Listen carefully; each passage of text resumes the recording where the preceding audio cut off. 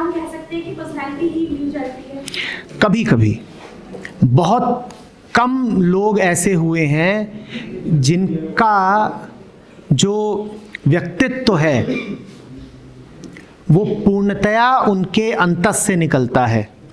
ज़्यादातर लोग तो एक नकली चेहरा पहन के बैठते हैं। अधिकतर मामलों में तो तुम जो होते हो और तुम अपने आप को जैसा जो दिखाते हो उनमें ज़मीन आसमान का अंतर होता है। जो हम पर्सन प्रतीत होते हैं वो हैं नहीं, वो हमने ओढ़ रखा होता है। इंडिविजुअलिटी तुम्हारा सत्य है, पर्सनैलिटी तुम्हारा नकाब है। ऐसा जीवन जीने की हिम्मत करो जिसमें नकाब ना पहनने पड़े, जिसमें अंदर बाहर सब एक सा रहे, जिसमें कथनी करनी का भेद ना रहे, जिसमें जीवन शुद्ध रूप से अपनी समझ के आधार पे जिया जाए। हिम्मत रखो ऐसा जीवन जीने की। नकली होना तो बहुत आसान है, हर कोई नकली ही है, सभी ने नकाब डाल रखे हैं। तुम जरा कोशिश करके देखो कि क्या बिना नकाब के काम चल सकता है। तुम पाओगे कि हाँ चल सकता है, और फिर बड़ा मज़ा है, बिल्कुल आनंद। हल्के रहोगे ना, ये बोझ नहीं रहेगा मन पे कि अब ये नकाब पहनो, वो नकाब पहनो, अब ये करो और वो करो। वो गुलामी है ना दुनिया की, कि स्थितियां बदली, नकाब बदल गए, अपना कुछ हमें नहीं पता। जो कुछ है हमारा सब बाहरी है। जैसे कठपुतली है, उसके सारे तार बाहरी हैं। कठपुतली को नचाने वाली कोई डोर उसके दिल से नहीं निकलती। कठपुतली जिन धागों से नाचती है, क्या कोई धागा उसके अंतस से भी आता है? नहीं, वो किसी मालिक के हाथ से आता है। वैसा मत बन जाना। तो सर कैसे पहचानेंगे स्पिरिचुअलिटी को? पर्सनैलिटी से करनी होगी, उसको पहचानो। चूंकि हम लगातार नकली से ही घिरे हुए हैं और हमारी दृष्टि लगातार बाहर की तरफ ही है, इसीलिए ये पहचानना कहीं ज़्यादा आसान है कि मैं कब नकली हो रहा हूं। क्योंकि नकली हम करीब करीब लगातार हैं। तो अवसर वहां पर है, जहां कहीं भी अपने आप को नकली होता देखो, बस जान जाओ। मैं कुछ करने को नहीं कह रहा हूं कि रोक दो या ये कर दो या वो कर दो, बस जान जाओ कि ये देखो मैं फिर नकली हुआ, ये देखो मैं फिर डर गया, ये व्यक्ति सामने आया और इससे मुझ पे इस तरह का प्रभाव पड़ गया। बस जान जाओ, और फिर जादू देखना। इस जानने में जबरदस्त जादू है, बड़ी ताकत है। तुम कहोगे इतना तो मैंने अपने आप को कभी सामर्थ्यशाली अनुभव करा ही नहीं था, मुझे पता ही नहीं था इतनी ताकत है मेरे वजूद में। और ये सारी ताकत क्या है? मात्र जानने की ताकत है, कुछ करने की नहीं। करना अपने आप होता रहेगा, जानना आवश्यक है।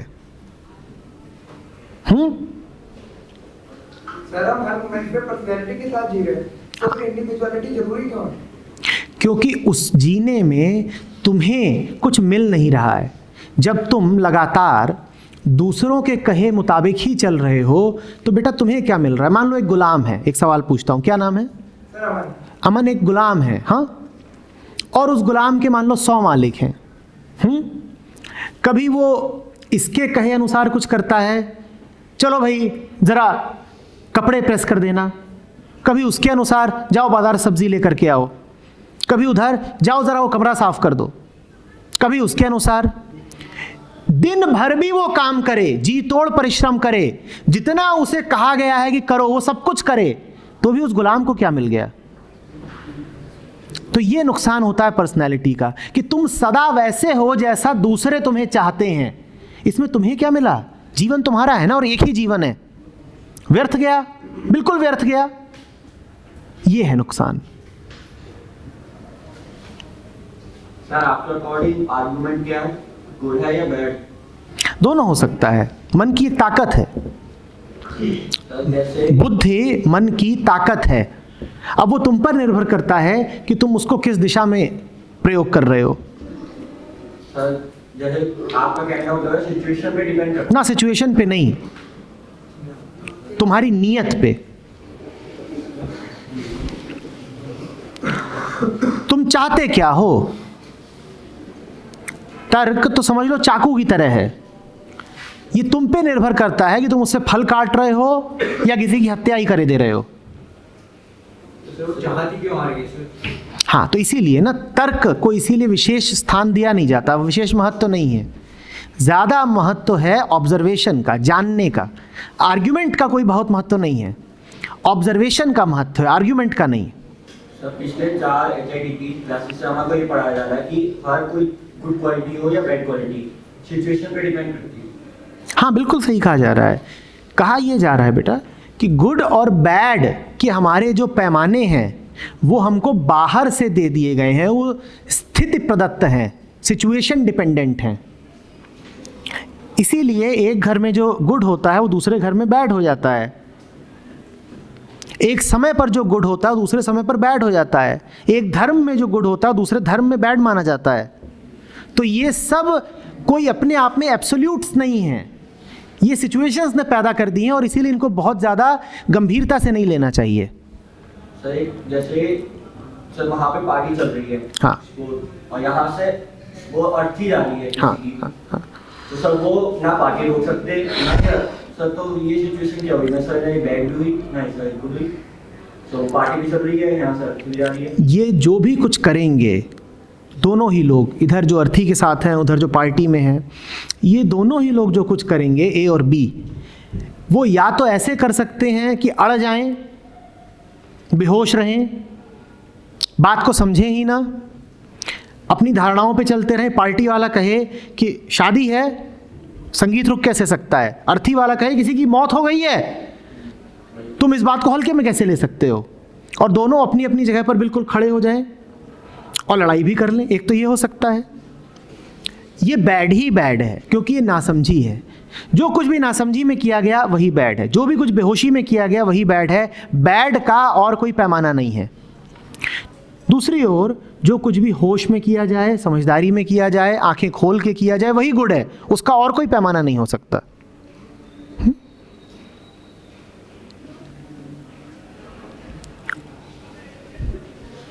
इंसान दूसरों के बहकावे में क्यों आता है? क्योंकि उसे अपना नहीं पता होता ना। तुम कब किसी से रास्ता पूछते हो? जब खुद नहीं पता होता। अब रास्ता तो बाहर ही है, तो किसी और से पूछ लिया तो कोई बात नहीं, पर जीवन तो तुम्हें भी उपलब्ध है ना। जीवन के निर्णय अगर तुम्हें दूसरों से पूछने पड़े तो मामला गड़बड़ हो जाता है। वो तभी होता है जब तुम्हें अपना कुछ नहीं होता, कोई आत्मबोध नहीं होता। जब आत्मबोध नहीं होता तो तुम्हें दूसरों की गुलामी करनी ही पड़ती है। मतलब बचपन से तो सारे हमारे डिसीजन हम तो लेते ही नहीं, कोई भी डिसीजन हम लेते नहीं, कोई ना कोई और। बचपन अभी भी है, वो बच्ची दिखाओ कहाँ है? मुझको तो एक पूर्ण वयस्क स्त्री दिख रही है। तुम अब बच्ची नहीं हो, यहाँ कोई बच्चा नहीं है।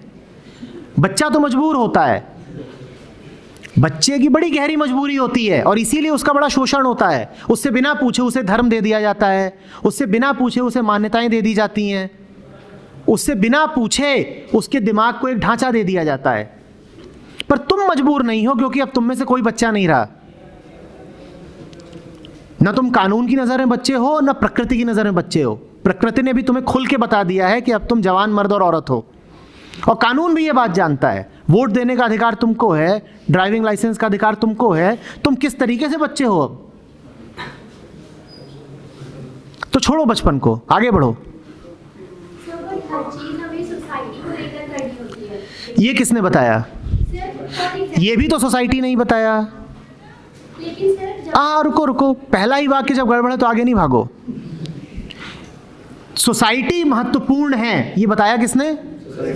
तो और क्या बताएगी सोसाइटी? क्या ये बताएगी कि हम कुछ नहीं हैं? सोसाइटी तो ये बताएगी ही ना कि हम बड़े महत्वपूर्ण हैं। स्वार्थ है उसका।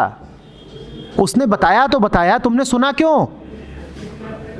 सर लेकिन अगर हमें सोसाइटी में रहना है तो उसके प्रिंसिपल्स को तो अडॉप्ट करना ही। बेटा सोसाइटी माने क्या? कोई एक चीज है सोसाइटी? सर फॉर एग्जांपल लेते हैं कि कोई भी लड़की है, फॉर एग्जांपल मैं ही हूँ, मैं रात को लेट घर आई हूँ, रीजन कुछ भी हो सकता है, मेरी स्कूटी खराब हो सकती है, पेट्रोल खत्म हो सकता है, कुछ भी है, पर जो लोग मुझे देख रहे हैं वो गलत नजर से ही देखेंगे कि इस टाइम लड़की लेट आई। बिल्कुल ठीक है। वो गॉसिप्स का पॉइंट बन। उससे फर्क किसको पड़ रहा है? ऑब्वियसली हमें पड़ रहा है। तो चेंज कहाँ पे लाना है? सर लेकिन हम अगर खुद में भी चेंज लाते हैं तो हमारी फैमिली सफर करेगी। क्यों सफर कर रही है भाई? आखिरकार तुम्हें फर्क इसलिए पड़ रहा है क्योंकि तुम्हें फर्क पड़ रहा है, और तुम्हें फर्क इसीलिए पड़ रहा है क्योंकि तुम खुद को नहीं जानते। तुम इस बात पर निर्भर हो कि दूसरे तुम्हारे बारे में क्या बोल रहे हैं। तुम लगातार इस तरह से भिखारी बने हुए हो कि कोई मुझे मान्यता दे दे, कोई मेरे बारे में अच्छी अच्छी दो बातें बोल दे। पड़ोसी जरा सा कुछ बोल देता है तुम्हारे बारे में, तुम दहल जाते हो। ये भिखारी बने की तो बात है ना कि महाशय कृपा करके मेरे बारे में अच्छा अच्छा ही बोलिएगा। दो प्यारे वचन भगवान के नाम पर। अरे वो बोल रहा है सो बोल रहा है, तुम्हें अंतर क्यों पड़ रहा है? तो घर पे आके डांट पड़ेगी मेरे पापा से। डांट पड़ गई। डांट कहां चिपक गई? मुंह पे, पीठ पर कहां चिपक जाती है डांट? शब्द थे जो कानों पर पड़े, उसको लेकर कौन घूम रहा है? क्यों लेके घूम रहे हो? क्यों लेके घूम रहे हो? सोसाइटी क्रिएट करने वाले तो फिर हम ही हैं सर, तो हम क्रिएट ही क्यों कर रहे हैं? हाँ, बहुत अच्छा, बहुत बढ़िया हो अगर तुम अपनी इस ताकत को पहचानो कि समाज एक नहीं है, असंख्य समाज हैं, और हर व्यक्ति में ताकत है अपना नया समाज, अपना निजी समाज खड़ा करने की। तुम्हारे ऊपर कोई मजबूरी नहीं है कि तुम उसी समाज में जियो जो छोटा सा समाज तुम्हें दे दिया गया है। तुम मालूम है किसको समाज बोलते हो? तुम्हारे मोबाइल फ़ोन होंगे, उसका कॉन्टैक्ट लिस्ट होगी, उसमें मुश्किल से 200, 400, 500 नाम होंगे। बस वही समाज है तुम्हारे लिए, और कुछ जो मुट्ठी भर लोग जिनको तुम जानते हो। इसी को तुम समाज समाज कहते रहते हो ना। दुनिया में अनगिनत समाज हैं, तुम बनाओ ना अपना नया समाज। एक साथ पैरेलली पता नहीं कितने समाज हैं, तुम्हें किसने रोका है? तुम्हें वही समाज मिल जाता है जिसके तुम अधिकारी होते हो। जैसे तुम हो वैसा तुम्हारा समाज। शिकायत मत करो समाज की। तुम बदलोगे, तुम्हारा समाज बदल जाएगा, तुम्हारी ओर दूसरे लोग आकर्षित हो जाएंगे। एक आतंकवादी होता है, उसके आसपास कैसे लोग पाए जाते हैं? तो उसका वही समाज है। और वही आतंकवादी एक दिन बन गया बौद्ध भिक्षु, उसका समाज बदल जाएगा। तो ये मत कहो कि समाज हम पे दबाव डाल रहा है। तुम जैसे हो वैसा समाज तुमने अपने चारों ओर इकट्ठा कर रखा है। अपनी ओर नजर करो, अपनी ओर।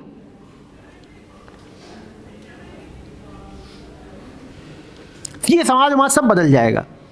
हजार हैं,